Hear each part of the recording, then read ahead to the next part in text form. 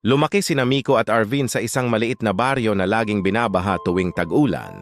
Pero kahit bumubuhos ang ulan, hindi napuputol ang tawanan at laro nila. Sila yung tipo ng magkaibigan na kahit putik na ang tsinelas, tuloy pa rin ang takbuhan, habulan at mga pangarap. Pareho silang mahirap noon, parehong nababasa ang notebook, parehong walang baon. Pero parehong nangangarap. Isang araw habang bumubuhos ang kulog at kidlat, naglaro sila ng paborito nilang taguan sa ulan. Pero hindi iyon natapos dahil sinundo si Arvin ng kanyang tiyahin mula Maynila. Binigyan ito ng oportunidad mag-aral doon. Nabitin ang laro at sa huling eksenang naaalala ni Miko, kumikindat si Arvin mula sa tricycle habang papalayo sa kanya. Tumanda silang magkaibigan pero hindi nang magkasama. Naging maganda ang buhay ni Arvin sa Maynila. Nakapagtapos, nagtrabaho, yumaman, hindi na rin siya bumalik sa probinsya. Iniwan niya ang lahat, pati ang kaisa-isa niyang tunay na kaibigan. Samantala si Miko naiwan sa baryo, nagbanat ng buto, nagkargador, umulan-uminit, nagtiis sa hirap.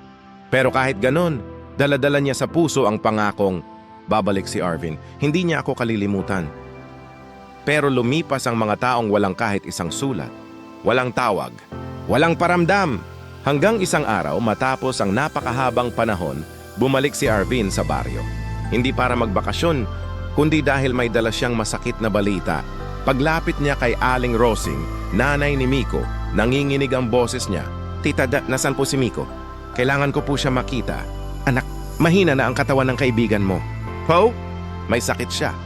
Matagal na. Parang tinamaan ng kidlat si Arvin. Para siyang nalunod sa guilt. Lahat ng tao na iniwan niya si Miko, bigla niyang naramdaman na napakabigat. Pagpasok niya sa maliit na kubo, nakita niya si Miko. Payat, maputla, halos di na makatayo. Pero nakangiti. Buti, bumalik ka rin pare. Nabiyak ang dibdib ni Arvin. Lumuhod siya sa gilid ng kama. Miko, patawarin mo ako. Hindi ako bumalik. Hindi ako tumupad sa pangako ko. Ngumiti si Miko kahit hirap huminga. Okay lang. Alam kong sisiputin mo ako sa huli. Humawak si Arvin sa kamay ni Miko. Mainit ang luha niya. Pero biglang nagsalita si Miko, may kakaibang lakas sa boses. Pare, pwede bang isa na lang? Yung huli kong healing. Ano man gagawin ko. Tapusin natin yung laro natin dati. Yung taguan sa ulan? Tumango si Miko. Gusto kong matapos natin bago ako matulog ng mahaba. At parang sumagot ang langit. Biglang bumuhos ang napakalakas na ulan. Tinulungan ni Arvin si Miko makatayo. Binuhat niya ito palabas ng bahay kahit halos mabuwal sila sa lakas ng hangin. Basang-basa silang dalawa, pero walang pakialam si Miko. Sa kanya, iyon ang pinakamasayang gabing naulit. Humawak si Miko sa balikat ni Arvin. Ngayon ako magtatago pare, pero hanapin mo ako ha? Hanapin mo kahit mawala ako. Halos hindi na makapagsalita si Arvin. Miko, hindi na kita bibitawan ulit. Ngumiti si Miko. Yan din ang sinabi mo dati. Tumakbo si Miko. Mabagal, dahil mahina na siya, sa gitna ng ulan. At sa isang sandali, nakita ni Arvin ang matalik na kaibigang hindi niya dapat iniwan. Kumakaway, tumatawa tulad nung bata pa sila. Pero ilang segundo lang, biglang napaupo si Miko, napaluhod, at dahan-dahang napayuko.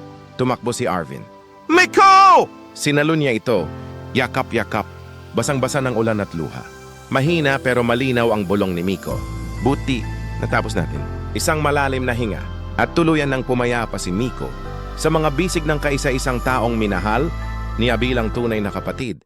Moral na aral, ang tunay na pagkakaibigan ay hindi sinusukat sa dami ng taon na magkasama kayo, kundi sa laki ng puwang na iniiwan ng isa sa puso mo. Maraming tao ang umaangat sa buhay at nakakalimot sa pinanggalingan, ngunit may mga taong kahit iniwan, nananatiling tapat sa alaala at pagmamahal.